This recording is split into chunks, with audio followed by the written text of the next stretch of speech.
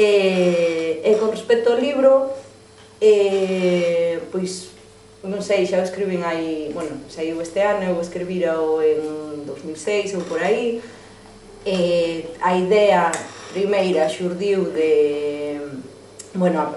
o libro ten dúas partes, unha que está ambientada na actualidade, máis ou menos, e outra no ano 76. E a idea principal da novela saíra desa época. Eu quería facer unha historia de amor, porque, bueno, porque son así moi romanticona e gustame moito, unha historia de amor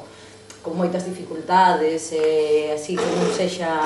sexa todo moi facilón, porque senón o contas en 2 páxinas, e entón necesitaba un contexto histórico para ambientala. E acordoume cando, bueno, chamoume moito a atención cando vin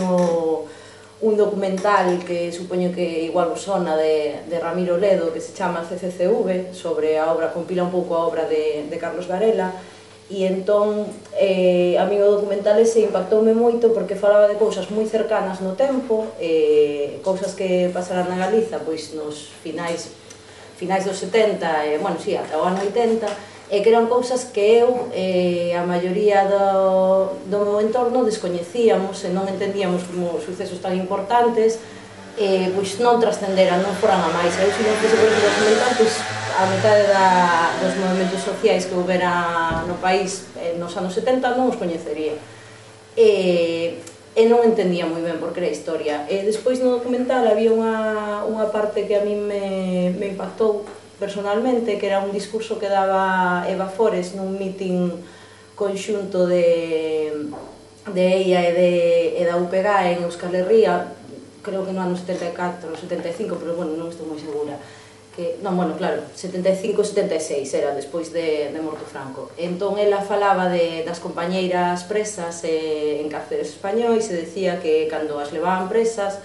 a policía, bueno, as fichaba, non lles facían nada, non lles tocaban, entón dicíanlles, bueno, agora imos vos levar ante o xuiz e desdeclarar que non vos tocamos, non vos torturamos, nin os acosamos de ninguna maneira, e despois, cando volvades para o caldeiro, imos vos pegar por todos lados, e agora mesmo ninguén vos vai defender, os partidos da esquerda non vos van facer caso, ninguén vos vai crer, porque agora vivimos nunha democracia. Entón, como esas cousas non pasan, pois xa non tedes a que aferrarvos. E a min chamoume a atención porque realmente pasou así, parecía que morto Franco ia cambiar algo, que había movimentos sociais importantes, que había partidos espuntando que, bueno, que querían conseguir algo, e ao final quedou todo máis ou menos como estaba na ditadura. As cousas fundamentais, por exemplo, Franco reencarnouse en Juan Carlos I, o Tribunal del Orden Público pasou a chamarse Audiencia Nacional, sendo exactamente o mesmo órgano, e os medios de comunicación que antes pertencían ao Estado, pois agora pertencen a un par de grupos empresariais que tamén deciden o que se publica e o que non se publica e como se publica. As reseñas que saen na prensa, pois é lógico que se fixen máis no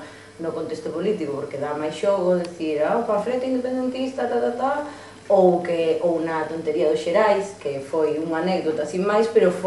falaron moitísimo máis diso que do que a novela, pero iso é porque, bueno, porque para a prensa teñen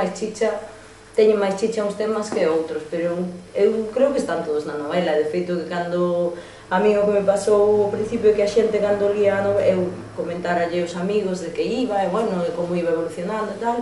e cando a leron moita xente viume dicir que se sorprendera por eso, porque esperaban casi un panfleto de la AMI e resulta que se atoparon con historias de amor. Algún incluso me dixo en plan, debería haber máis bombas e menos bicos, e bueno, pois é a historia de cada un.